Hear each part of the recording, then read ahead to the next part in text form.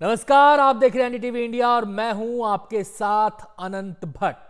2024 का ये लोकसभा का चुनावी मैच धीरे धीरे दिलचस्प होता जा रहा है। चाहे सत्ता पक्ष हो या विपक्ष, दोनों ही स्कोर करने में जुटे हैं। जहां जिसको मौका मिल रहा है गोल दागने की कोशिश करता है।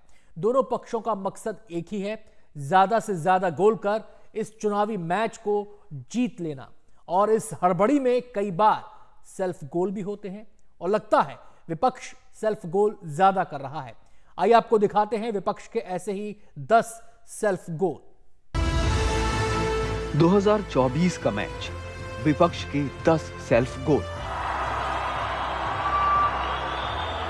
2024 का चुनावी मैच अब बहुत तेजी से आगे बढ़ रहा है। चाहे सत्ता पक्ष हो या विपक्ष, दोनों तरफ से धुआंधार किक लगाए जा रहे हैं, गोल दागे जा रहे हैं। लेकिन ये क्या, लगता है कि विपक्ष हड़बड़ी में लगातार सेल्फ गोल करता जा रहा है। देखो, इनका भी नाम शिव कुमार, अबे बराबर है, राम का मुकाबला कर सकता है। छत्तीसगढ़ की एक जनसभा में मल्लिकार्जुन खड़गे ने शिव नाम वाले अपने प्रत्याशी की तारीफ करते हुए कह दिया कि उनका शिव राम का मुकाबला करेगा। अब राम और शिव तो एक दूसरे को अपना देव मानते थे। इसी बयान को प्रधानमंत्री नरेंद्र मोदी जनता की अदालत में ले गए। शिव कुमार डहरिया, देखो इनका भी नाम शिव कुमार, अबे बराबर है, राम का मुकाबला कर सकता है, क्योंकि ये शिवा है। मेरा भी मल्लिकार्जुन बोले तो मैं भी शिवा हूँ। कांग्रेस के अध्यक्ष श्रीमान मल्लिकार्जुन खड़गे जी, उन्होंने एक बड़ा गंभीर विषय छेड़ा है और उन्होंने कहा है भगवान राम और भगवान शिव, उसके संबंध में बड़ा खतरनाक बयान दिया है।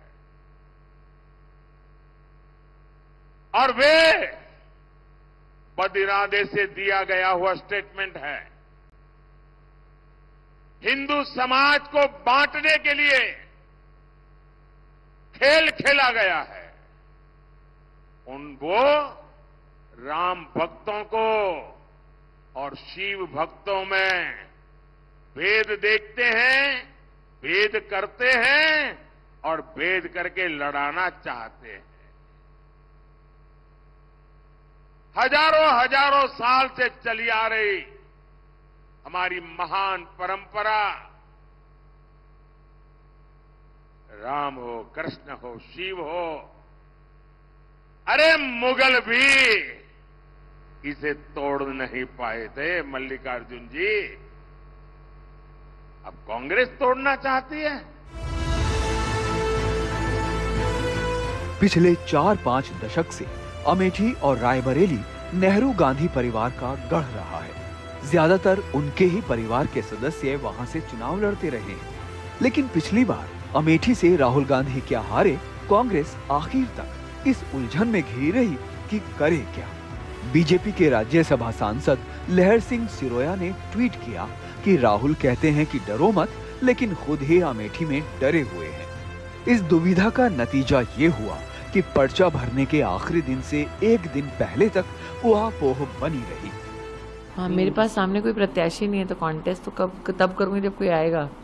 ये कहना गलत होगा कि क्लैरिटी नहीं हुई। वहां पर पूरी तरह से अध्यक्ष जी को ये जिम्मा सौंपा गया है कि वो डिसाइड करें, उनको ऑथराइज किया गया है, वो डिसाइड करें कैंडिडेट कौन होगा। इस लेट लतीफी का असर सिर्फ अमेठी, रायबरेली जैसी सीटों पर कांग्रेस की उम्मीदों के कम होने भर तक नहीं है, बल्कि उत्तर प्रदेश में कांग्रेस के भविष्य पर भी इसका असर पड़ सकता है। रायबरेली में तो सोनिया गांधी के राज्यसभा में जाने के बाद ही तय हो गया था कि वो नहीं लड़ेगी। लेकिन अब रायबरेली से कौन लड़ेगा, ये डिस्कशन कांग्रेस में लंबा खिंच गया। जिस अधीर रंजन चौधरी को 5 साल तक कांग्रेस ने लोकसभा में अपनी पार्टी का नेता बनाकर रखा, उनकी ममता बनर्जी से ऐसी अदावत है कि वो बीजेपी की पैरोकारी करने लगे। तृणमूल के भोट का मैंने তার থেকে ভালো বিজেপিকে ভোট দিয়ে দিলাম, তৃণমূলকে ভোট দেওয়া মানে তার থেকে অনেক ভালো বিজেপিকে ভোট দিলাম। ये वही अधीर रंजन चौधरी हैं जो राष्ट्रपति द्रौपदी मुर्मू के लिए अभद्र भाषा का प्रयोग कर चुके हैं।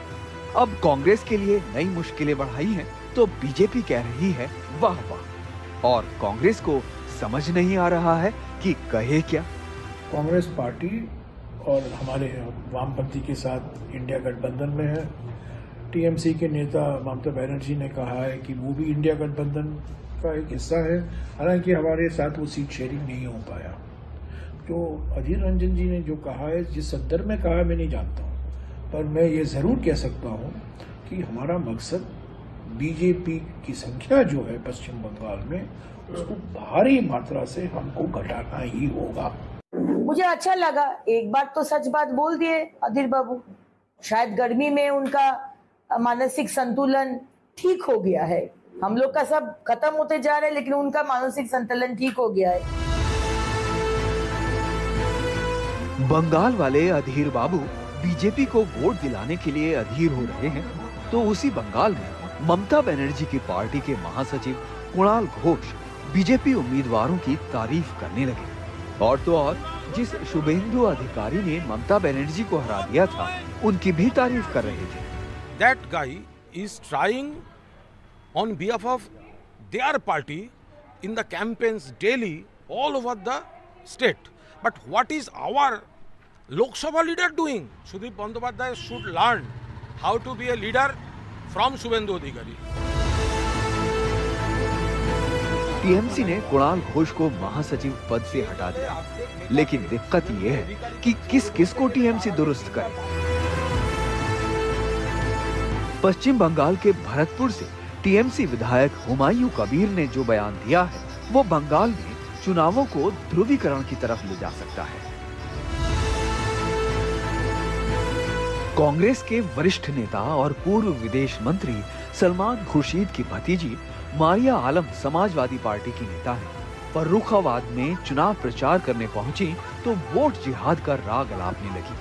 बहुत अकलमंदी के साथ, बहुत जज्बाती न होके, बहुत खामोशी के साथ, एक साथ होके वोटों का जिहाद करो, क्योंकि हम सिर्फ वोटों का जिहाद कर सकते हैं और इस संगी सरकार को भगाने का काम कर सकते हैं। मारिया के इस बयान को धर्म के नाम पर मुस्लिम वोटों को लामबंद करने वाला माना गया। इसके बाद समाजवादी पार्टी जहां मारिया का बचाव कर रही है, वहीं बीजेपी हमलावर है।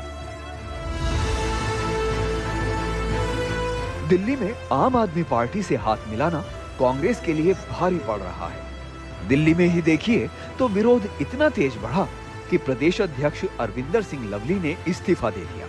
उसी तरह शीला सरकार में मंत्री रहे राजकुमार चौहान ने भी इस्तीफा दे दिया, जबकि नसीब सिंह और नीरज बसोया जैसे पूर्व विधायकों ने भी पार्टी छोड़ दी। हमारा स्टैंड जरूर ये था कि हम लोग मिलकर चुनाव लड़ रहे हैं, लेकिन कभी कांग्रेस पार्टी और कांग्रेस के वर्कर्स ने ये नहीं कहा था कि हम जो है क्लीन चिट दे रहे हैं या हम लोग जो है स्कूल्स और हॉस्पिटल खोलने का क्रेडिट दे रहे हैं, जो कि वास्तविकता से कहीं दूर है। तो असूलों की और जो कांग्रेस का कार्यकर्ता दिल से महसूस करता है, उस पीड़ा को मेंशन करते हुए मैंने जो है अपना इस्तीफा भेजा है। गुजरात से मध्य प्रदेश तक बीजेपी से लड़ने की जिम्मेदारी कांग्रेस पर है, लेकिन गुजरात में सूरत के कांग्रेस उम्मीदवार नीलेश कुंभानी हो या मध्य प्रदेश के इंदौर से कांग्रेस उम्मीदवार अक्षय कांति बम, दोनों जगहों पर कांग्रेस के उम्मीदवारों ने ऐन मौके पर अपना नाम वापस ले लिया और कांग्रेस को दूसरा उम्मीदवार उतारने का मौका भी नहीं मिला। इस पर सोशल मीडिया पर किसी ने चुटकी ली कि किसी भी लावारिस कांग्रेसी को छूना मत, बम हो सकता है। एनडीटीवी इंडिया की रिपोर्ट।